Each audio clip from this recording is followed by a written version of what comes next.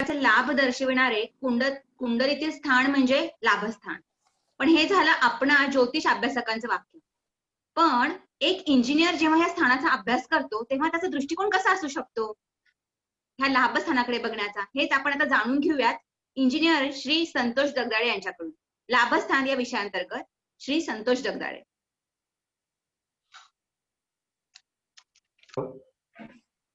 नमस्ते. नमस्ते. आवाज येतो सगळ्यांना? हो येतो. जय गुरुदेव.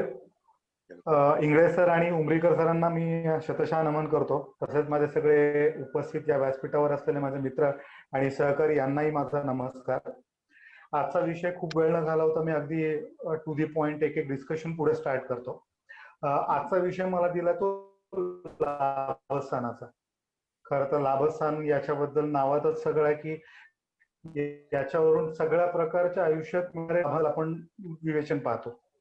खरं तर एक मुख्यत्व आहे एक तुमचं इच्छापूर्ती दर्शवणारं स्थान आहे. अष्टक आतापर्यंत आपण सगळ्या अभ्यासकांच्या बोलण्यात अष्टक वर्गाबद्दलही आपण ऐकलं की, तर अष्टक वर्गात जर तुम्ही पाहिलं असेल तर प्रत्येक ग्रह हा एक गुण पद्धती येते. तर प्रत्येक ग्रह त्याच्या 11व्या भावाला हा गुण देतो म्हणजे देतोच. मग तिथे आपल्याला त्या लाभस्थानाच्या महत्वाचं अधोरेखितपणे येतं. तसंच तुम्ही जर केपी ही एक आणखी एक प्रचलित असलेली पद्धती आहे, तर केपी मध्ये पाहिलं तर कुठलाही तुम्हाला प्रश्न असेल तर कुठलाही तुम्हाला भावाबद्दल प्रश्न असेल तर त्या भावाबद्दलचा होकार तुम्हाला जर कुठून हवा असेल तर तुम्हाला 11व्या स्थानाचा होकार मिळणं गरजेचं आहे. त्याशिवाय त्या स्थानाबद्दलचं फळ तुम्हाला मिळत नाही. खरं तर लाभस्थानाबद्दल खूप छान एक श्लोक आहे, लाभस्थाने लग्नात अखिल धनसंचय प्राप्ती इच्छन्ति सर्वे. की तुम्हाला धनसंचय करायचा आहे किंवा धनाची प्राप्ती करायची आहे किंवा सर्व प्रकारच्या इच्छापूर्तीसाठी या स्थानाचा विचार करणं गरजेचं आहे. खरं तर सर्वसाधारणपणे आपल्या आजकालच्या बोलण्यात की एखाद्या माणसाचा लाभ हा धनातून जास्त चांगल्या प्रकारे बघितला जातो. कुंडलीमध्ये आपण 4 भावांवरून मिळणारा म्हणजे धन हे पाहतो. एक तर दुसऱ्या स्थानावरून जे की आपण कुटुंबाकडून मिळणारं धन, 5व्या स्थानातून जे की आपल्याला स्पेक्युलेशन म्हणजे जुगारातून मिळणारं धन, 8व्या स्थानातून गुप्त धन किंवा की काही जाण्यामुळे मिळणारं धन म्हणजे एक थोडंसं एक आपण वैगुण्य असलेलं धन म्हणू शकतो, किंवा 11व्या स्थानावरून मिळणारं धन हे स्वकष्टार्जित धन आहे. जर तुमच्या निदर्शनात किंवा तुमच्या लक्षात आलं असेल तर ही सगळी पणपर स्थान आहेत की तुमच्या केंद्रस्थानाच्या पुढचं स्थान हे धनस्थान आहे. त्या स्थानातून मिळणाऱ्या तुमच्या धनाचं माध्यम दाखवतं. खरं तर तुमच्या सर्व प्रकारच्या इच्छापूर्ती बघा, तुम्हाला मनात बऱ्याचशा इच्छा असतात की मला ही कार घ्यायची, ती मिळेल का? घर घ्यायचं, मला घर घ्यायची खूप इच्छा आहे, माझं लग्न व्हावं, माझं शिक्षण व्हावं, मला इच्छित कार्यालयात इच्छित कामासाठी एक जॉब मिळावा. तर अशा प्रकारच्या सगळ्या प्रकारच्या इच्छा असतात.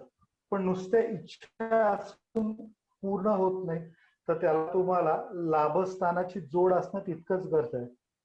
खरं तर आपण बघतो की हा लाभस्थान आपण नावाप्रमाणे म्हणतो की सगळ्या प्रकारच्या इच्छा आणि लाभ मिळण्याचं एक स्थान आहे.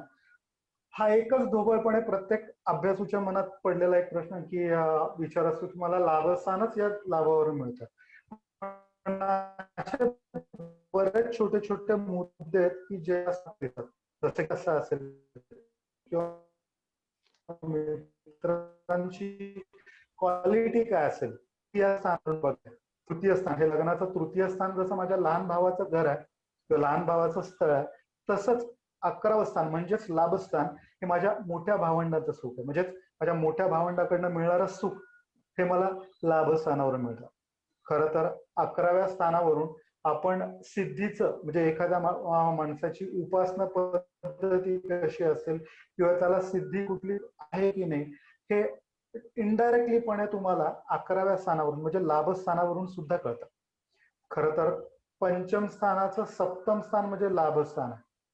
पंचमावरून आपण उपासना पद्धती बघतो की त्याचा उपासना मार्ग बघतो, तर त्याच्यावर परिणाम करणारं त्याचं सप्तम स्थान आहे म्हणजेच लाभस्थान आहे. त्यामुळे तुम्हाला उपासनेच्या माध्यमात जर काही अभ्यास करायचा असेल तर तुम्हाला हे लाभस्थान उपयोगात येतं. तसं आईचं म्हणजे आईच्या सुखाचा किंवा आईच्या आयुर्दायाचा जर आपल्याला विचार करायचा असेल तर चतुर्थाचं अष्टम स्थान म्हणजे हे लाभस्थान आहे. म्हणजे आईचा आयुर्दय आपण याच्यापासून बघू शकतो.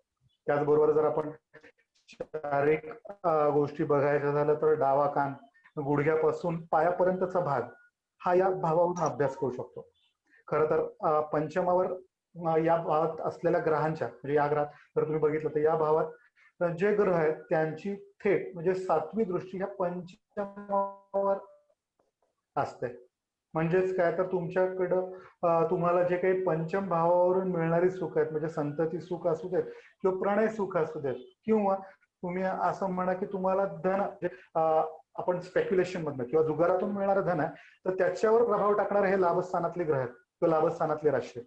खरं तर आजपर्यंत इंग्रज सरांकडून भाव भावेशकारक हा इतका आमच्या मनावर ठासवला गेलेला एक शब्द आहे, एक त्रिकूट मी म्हणेन की ज्याचा अभ्यास करताना आम्हाला प्रत्येक वेळी भाव भावेशकारक हे मनात येतात.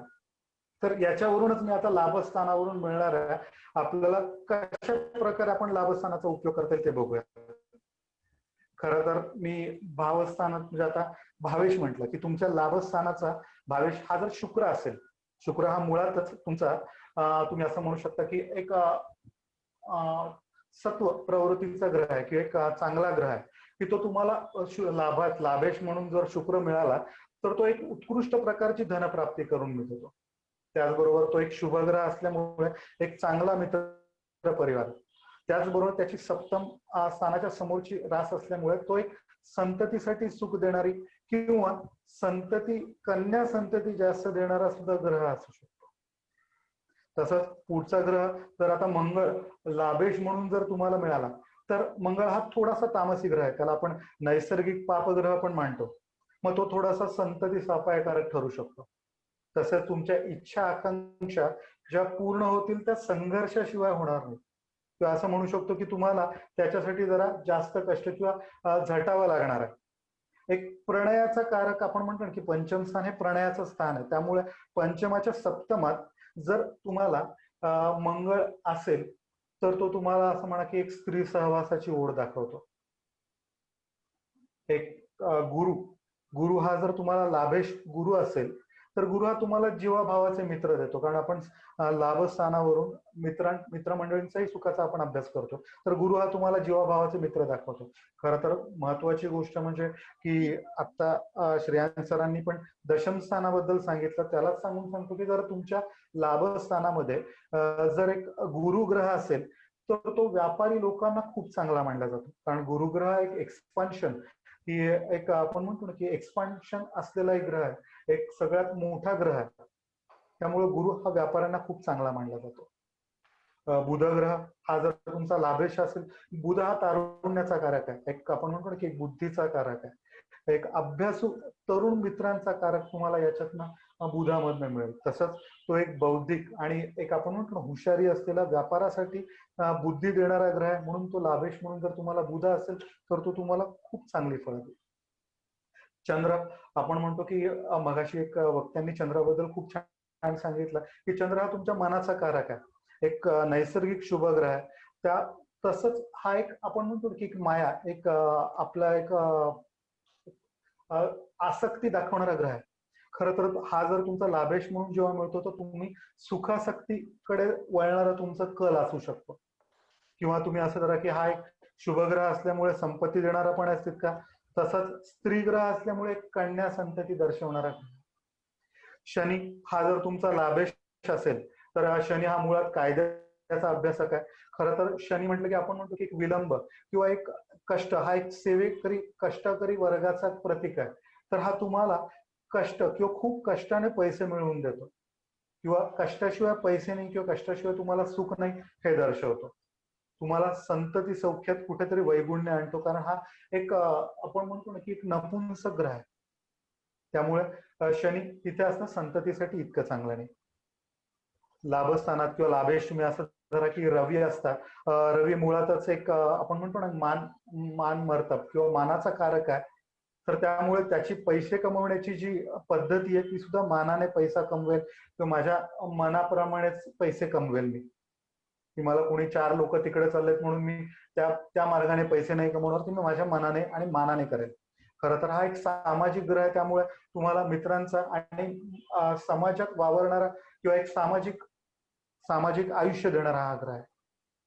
बऱ्याच वेळेला आपण म्हणतो की राहू आणि केतू, राहू शनीप्रमाणे फळ देतो तर केतू मंगळाप्रमाणे फळ देतो. राहू आणि केतू हे बघायचं झालं तर आपल्याला 3, 6, 10, 11 म्हणजे ही जी काही उपचय स्थान आहे, तर याच्यामध्ये एक नुसते राहू किंवा नुसते केतू असतील तर खूप छान फळं देतात. त्यातल्या त्यात 11 मध्ये राहू असतात, तुम्हाला उपचय स्थानाची राहूची फळ एक चांगल्या प्रकारे मिळून जातात. आता खरं तर आपण लाभेश यांपैकी कुठली ग्रह असतील तर ग्रहां किंवा लाभेश कशा प्रकारे फळ देतो हे बघितलं. खरं तर तुम्ही कोणताही भावेश केंद्र किंवा कोणात जास्त चांगली फळं देतो हे आपल्याला ढोबळपणे सगळ्यांनाच माहिती आहे. पण त्याचबरोबर तो तृतीयात आणि लाभस्थानात जी की उपचय स्थान आहेत, यापैकी लाभस्थानातही तितकीच चांगली फळं देतो. म्हणजे आपण लाभस्थानाकडे बघण्याचा आपला दृष्टिकोन आता बदलेला आपला. एक खूप छान सूत्र मला एक कुंडलीची भाषा मध्ये आढळला की ज्याच्यात त्यांचं म्हणणं असं आहे की तुमचा चंद्र नक्षत्र जो असेल, चंद्र नक्षत्रापासून लाभेश ज्या नक्षत्रात असेल, रिपीट करतो मी, की चंद्र नक्षत्रापासून तुमचा लाभेश ज्या नक्षत्रात असेल ते नक्षत्र जर तुमचं 3, 5 किंवा 7 असेल तर तुम्हाला सहजासहजी तुमच्या इच्छा पूर्ती होत नाही, किंवा बऱ्याच वेळेला असं आढळतं की तुम्हाला एक दारिद्र्य मिळते किंवा खूप कशाने तुमच्या इच्छा पूर्ण होतात. मी बऱ्याच वेळेला या सूत्राचा अभ्यास केला. माझ्या पुढच्या उदाहरणांमध्ये मी याचा एक दाखला घेतलेलाच आहे. मी पुढे होतो की लाभात आता आपण जसं बघितलं की माझा भावेश कोण आहे, भावेश कुठला ग्रह आहे याच्यावरून जर मला फरक कळत असेल तर आता मी तसंच तुमच्या लाभात कुठल्या तत्वांच्या राशी आहेत याच्यावरून तुम्हाला लाभाची फळं कशी मिळतील याच्याबद्दल थोडंसं सांगतो मी. खरं तर आपण राशीवर बघायचं झालं तर ग्रहाला कुठलाही म्हणजे आपल्याला ग्रह त्याला लाभणाऱ्या राशीप्रमाणे फळ देतो. राशी व ग्रहांच्या गुणधर्मातील सुसंगती किंवा कुसंगती हे मिळणाऱ्या फळावर परिणाम दाखवल्याशिवाय राहत नाही. राशींची विभागणी आपण बऱ्याच वेळेला बघितली की चर म्हणजे चर स्थिर द्विस्वभाव किंवा सत्व रज तामसी किंवा स्त्री पुरुष अशा बऱ्याच विभागणी आपण केलेली. त्यातलं मी आता मुख्यत्वे की अग्नितत्व, वायुतत्व, जलतत्व किंवा आपण म्हणतो की पृथ्वी तत्वांच्या राशींवरून आपल्याला मिळणाऱ्या फळांचं आता कसं मिळू शकतं याच्याबद्दल थोडंसं विवेचन करणार आहे. खरं तर अग्नितत्वाची राशी म्हणजे आपण मेष, सिंह किंवा धनु. याच्यात आणखी थोडंसं सांगायचं झालं तर अग्नितत्वाची राशी यात मेष, सिंह आणि धनु या अग्नितत्वाच्या राशी तुम्हाला मनगटाच्या जोरावर सर्व प्रकारचे लाभ मिळवताना दिसतील. खूप ढोबळपणे मी म्हटलं की मी याच्यात एखादी जन्मकुंडली माझ्या समोर आली, माझ्या लाभस्थानात कुठल्या तत्वाची राशी आहे त्याच्यावरून मला चटकन एखाद्या मला जातकाला त्याला कशा प्रकारचे लाभ आयुष्यात मिळतील हे सांगण्यासाठी खूप छान पद्धती आहे की ज्याच्यात तत्वाची रास म्हणजे मेष, सिंह आणि धनु या राशी दिसली तर मला बऱ्याच वेळेला अनुभव होतो की मनगटाच्या जोरावर सर्व प्रकारचे लाभ मिळवणाऱ्या या राशी आहेत, किंवा यांना मित्रही जे काही मिळतात हे खरं तर दिलदारपणाचे मित्र असतात. एक उत्कृष्ट प्रकारची इच्छाशक्ती आणि ती पूर्ण करण्यासाठी लागणारा प्रचंड आशावाद या तत्वाच्या राशीमध्ये आढळतो. खरं तर तुम्ही बघितलं तर या तीनही त्या त्या ग्रहांचे मूळ तत्व किंवा मूळ त्रिकोण राशी आहे. त्यामुळं या ग्रहांच्या सर्व प्रकारचा आपण म्हणतो की एक चांगली बाजू या तत्वांमध्ये दिसते. पुढचं जे काही वायू तत्व आहे, वायू तत्वाच्या आपल्याला 3 राशी बघायला मिळतील, मिथुन, तुळ आणि कुंभ. मुळातच वायू म्हणजे एक अभ्यासू तत्वाची रास आहे, एक बौद्धिक ओढ असलेली रास आहे. खर तर यांना लाभ किंवा इच्छा एक सहजासहजी पूर्ण होतात. सहजासहजी पूर्ण होतात म्हणजे काय की या बौद्धिक तत्वाच्या राशी असल्यामुळे कुठलीही गोष्ट मिळवण्यासाठी यांची धडपड नसते, तर त्यातून मिळणाऱ्या आनंदासाठी बऱ्याच वेळेला ही आशवलेली किंवा एक त्यांचा त्या कृतीतून मिळणाऱ्या आनंदाकडे जास्त ओघ असतो. त्यामुळे यांना सहज त्यांना मिळणारे लाभ मिळून जाते. खरं तर यांच्या ओघवत्या वाणीने न घडणारे कामही बऱ्याच वेळेला घडून येते. त्यांच्या इच्छा आकांक्षा पूर्ण करण्याची मनीषा आहे खरं तर या तत्वांच्या राशी. पण अमुक अमुक काम हे अशा प्रकारे झालंच पाहिजे, तर हे झालंच पाहिजे मधला जो च आहे तो या राशींमध्ये, या वायू तत्वांच्या मिथुन, तुळ आणि कुंभ राशींमध्ये आढळत नाही. पुढची जर कुठली राशी आहे तर या जलतत्वाच्या राशी जर आपण लाभामध्ये आढळल्या, जलतत्वाच्या म्हणजे कर्क, वृश्चिक आणि मीन या राशी जर लाभस्थानामध्ये जर तुम्हाला आढळल्या तर या खरं तर लाभाच्या दृष्टीने खूप अशा चांगल्या मी मांडणार नाही, कारण बऱ्याच वेळेला यांचा भावनिक गुंता खूप असतो. खरं तर इच्छा त्यांच्या खूप आहेत, पण त्या इच्छांसाठी यांना संघर्ष तितका नाही. खरं भाषी झमेलामुळे यांच्याकडनं हे एक कधी कधी लाभ मिळवण्यासाठी एक वेगळ्या प्रकारचे कष्ट यांच्याकडनं होतात. खरं तर खूप वेळा मला असं आढळतं की या तत्वांच्या ज्या राशीतली आहेत लोक, ही एक उपासना मार्गातून बऱ्याच वेळेला त्यांची इच्छा पूर्ण करण्यासाठी प्रयत्न करताना दिसतात. की मला एखादी इच्छा पूर्ण होण्यासाठी या बऱ्याच वेळेला उपवास करणारे किंवा व्रत वैकल्य करणारे लोक मला आढळतात की ज्यांच्या लाभस्थानात ही जलतत्वाच्या राशी आहे. असं आहे.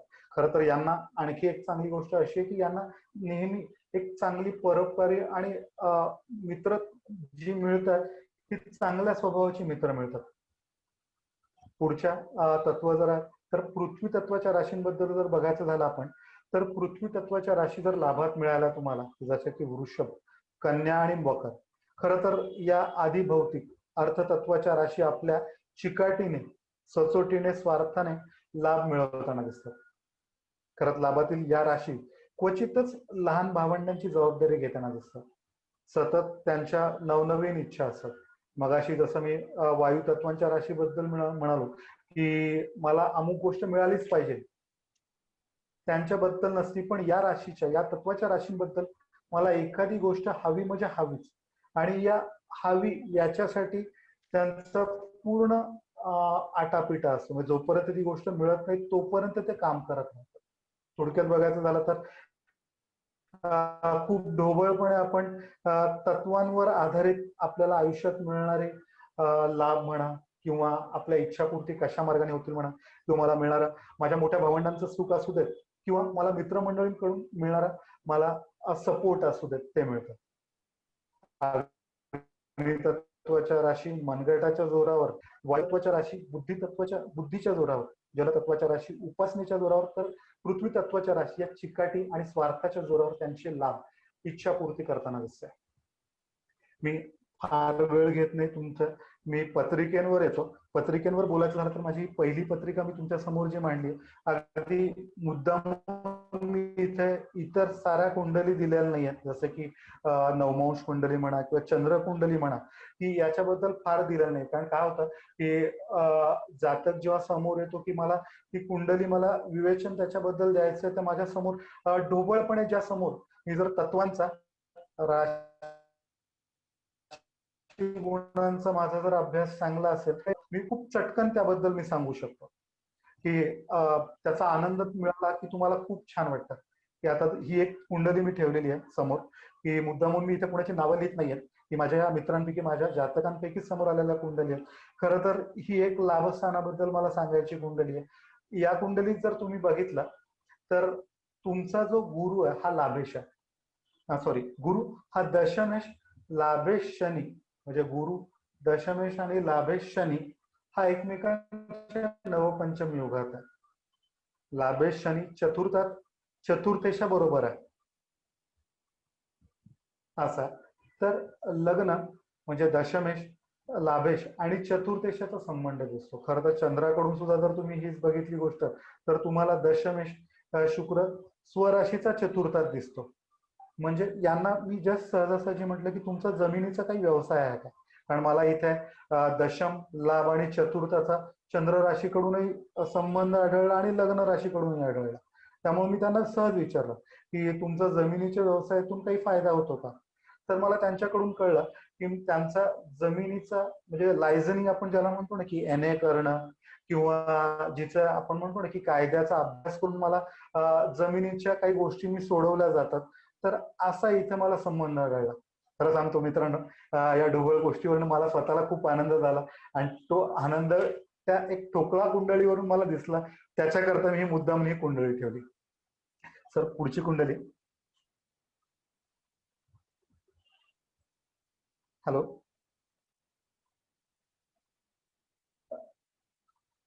हॅलो,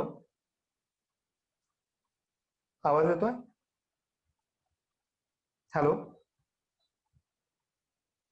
हा, पुढची कुंडली ही अशीच आहे. खरं तर इथं मला, मी मगाशी तुम्हाला जो एक नियम सांगितला की ज्याच्यामध्ये एक चंद्र नक्षत्राचा आणि तुमच्या लाभस्थानाच्या नक्षत्राचा संबंध कसा असेल तर तुम्हाला काय फळ मिळतात याच्याबद्दल दिला. तर इथे या पत्रिकेत चंद्र हा मकरेच्या धनिष्ठा नक्षत्रात आहे, म्हणजे चंद्राची नक्षत्र हे धनिष्ठा नक्षत्र आहे. तर गुरु हा विशाखा नक्षत्रात आहे. चंद्रापासून जर मी विशाखा नक्षत्र मोजलं तर हे 21वं नक्षत्र येतं, म्हणजेच हे तिसरं नक्षत्र झालं.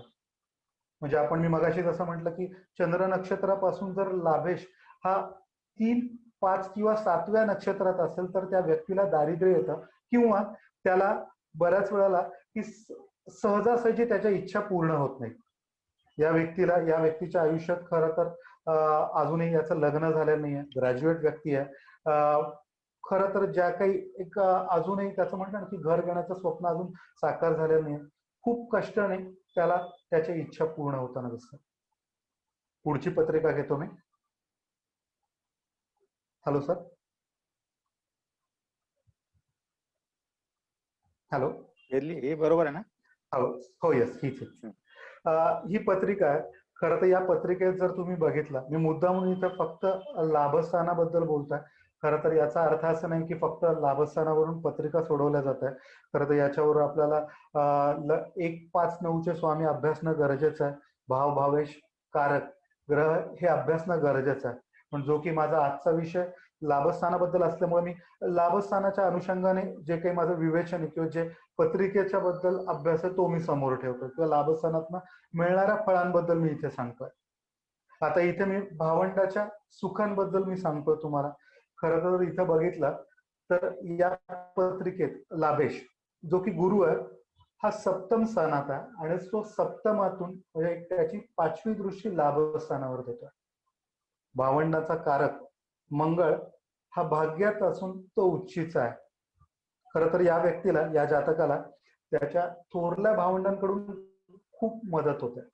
असं मी थोडक्यात असं म्हणाला की त्यांचा मोठ्या भावंडाचं खूप चांगलं आहे, आणि आजही त्याच्या मोठ्या भावंडांच्या आशीर्वादाने त्याचं घर किंवा त्याचा व्यवसाय खूप चांगल्या प्रकारे लागतो. मी पुढची पत्रिका घेतो.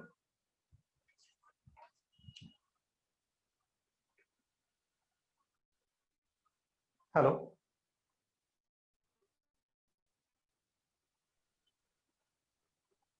हॅलो हॅलो आले. हॅलो आले. हॅलो. हीच पत्रिका ना? आणखी नाही, अजून एक असेल, एक VP लिहिलेली पत्रिका असेल. हा येस, ये.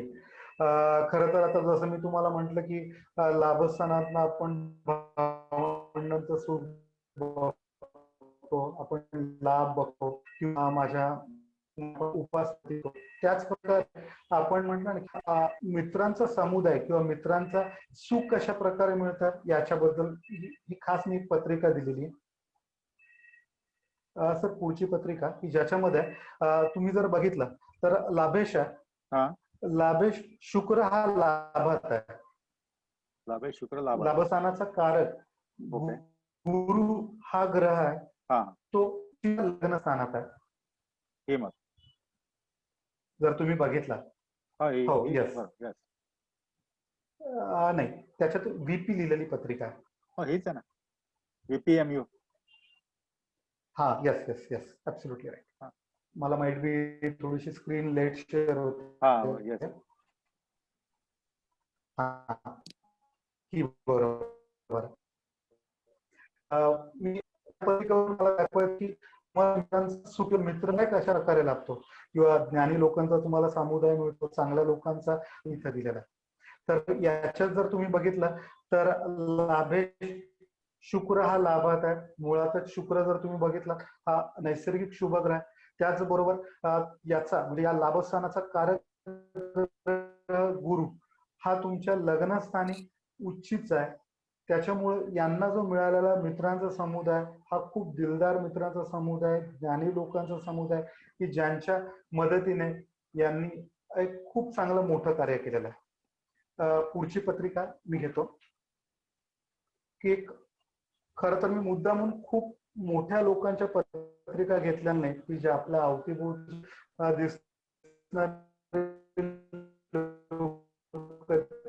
ज्यांच्यातल्या छोट्या छोट्या आपल्याला त्याच्यावर. तर ही एक पत्रिका आहे. खरं तर एखाद्या व्यक्तीच्या उपासनेबद्दल सुद्धा आपण लाभस्थानावरून विचार करू शकतो. तर खरं तर या पत्रिकेमध्ये मी मुद्दामून नाव सांगत नाही, कारण नाव सांगितल्यावर आपल्याला चटकन सगळा इतिहास समजतो. पण एक लाभस्थानातल्या गोष्टीबद्दल जर आपण बघायचं झालं, खरं तर लाभात जर तुम्ही बघितलं तर तुल ही रास आहे जी वायू तत्वाची रास आहे. त्याच्यामध्ये खरं तर बघायला गेलं तर गुरु हा शत्रू तत्वात शत्रू राशीत येतात. पण मुख्य म्हणजे गुरुची दृष्टी ही पंचम स्थानावर येते की जिचे पंचमात मंगळ स्वराशीचा.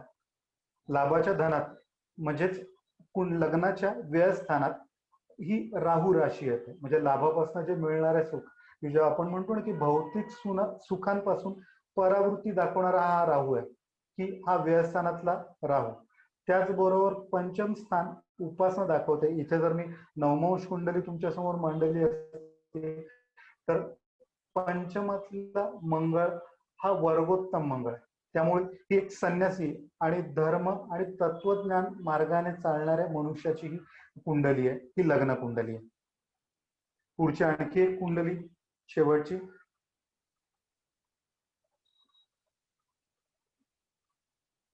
हॅलो हॅलो हा हॅलो केली आली SPMU ना. हा येस एक्झॅक्टली. SPM. इथे मला एका व्यावसायिकाची दृष्टी दाखवायची. खरं तर की आपण जसं म्हणतो ना की एखाद्याला मिळणारे लाभ हे कशातून मिळते. म्हणजे आपण जसं की 4 प्रकारचे धन मिळवणाऱ्या स्थान बघितले, म्हणजे द्वितीय स्थान, पंचम स्थान, अष्टम स्थान आणि 11वं म्हणजे लाभस्थान. तर या व्यक्तीला अष्टार्जित धनामुळे खूप छान प्रकारे लाभ झालेला आहे. खरं तर इथे तुम्ही बघितलं तर दशमेश आणि लाभेश यांचा परिवर्तन योग आहे, म्हणजेच अन्योन्य योग आहे की दशमेश शुक्र हा लाभस्थानात तर लाभेश बुध हा दशम स्थानात आहे. हा परिवर्तन योग झालेला आहे. तसंच दशमेश आणि लग्नेश हा लाभस्थानात आहे. या व्यक्तीला व्यवसायातून खूप चांगल्या प्रकारे लाभ झालेला आहे. मगाशी जसं मी सांगितलं की बुध हा वाणीचा कारक आहे आणि हा दशमात असल्यामुळे यांच्या बोलण्याने बऱ्याच वेळेला यांची खूप मोठमोठाली आणि अवघड कामं सहज प्रकारे मिळाली.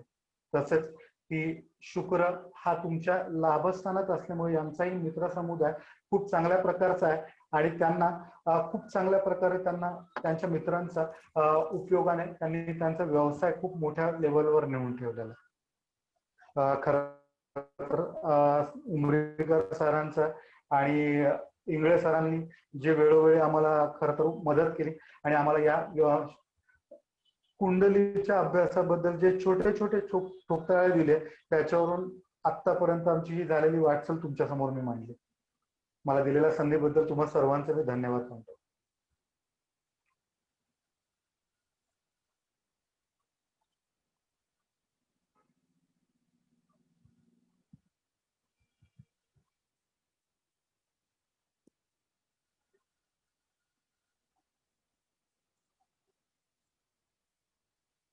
हॅलो सर, म्यूट आहेत का? हॅलो नाही.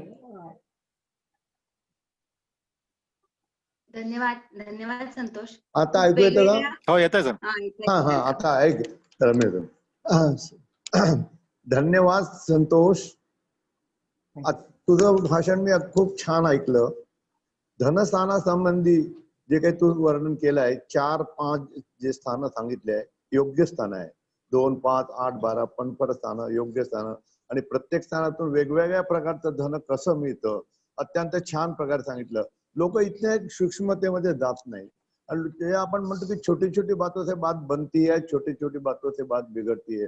हे इतकं चांगल्या प्रकारे तू वर्णन केलं या चारही स्थानांचं आणि कुठून धन प्राप्त होईल, कुठून लाभ प्राप्त होईल याचं छान वगैरे वर्णन केलेलं आहे.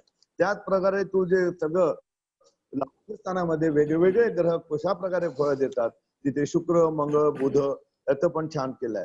नंतर जन्मसंपद विपतक्षेम याचा तू अत्यंत चांगल्या प्रकारे उपयोग केलेला आहे की जर जे काही आपलं जन्म नक्षत्र असेल तिथून 3, 5, 7 हे नक्षत्र जर लाभ स्थानातलं नक्षत्र असेल तर नुकसान होतं. किती लोक या छोट्या नियमाचा उपयोग करतात. किती छान नियम आहे आणि किती महत्वाचा नियम आहे. हा ज्योतिषशास्त्राचा मूळ आहे, जन्मसंपद विपतक्षेम, आणि त्याचा तू बरोबर उपयोग करून घेतलेला आहे. त्याचप्रमाणे राशी विभागाप्रमाणे आणि जलतत्व, पृथ्वीतत्व, अग्नितत्व प्रमाणे तू जे सांगितलंय, मला तुझ्या 2 गोष्टी मी माझ्या कुंडलीला अप्लाय केल्या. तू आता सांगितलं की दशम लाभामध्ये रवी असेल तर माणूस आपापल्या मर्जीप्रमाणे कमावतो. आता माझा तर रवी तर म्हणजे एक रवीची रास माझी तिथे येतं.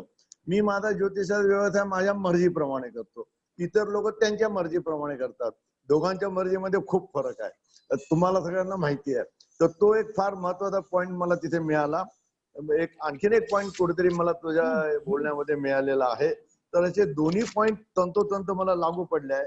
तिसरं तू म्हटलंय की तिथे जर अग्नितत्व, वायुतत्व, जलतत्वांच्या राशीमध्ये कसा फरक पडतो, प्रत्येक गोष्टीमध्ये कसा फरक पडतो, आणि तिथे माझी अग्नितत्वाची रास येते. तू म्हणतो मनगटाच्या भरोशावर तुम्ही धन कमवणार, आणि खरोखरच माझ्या आयुष्यामध्ये मी माझ्या मनगटाच्या भरोशावरच धन कमवलं.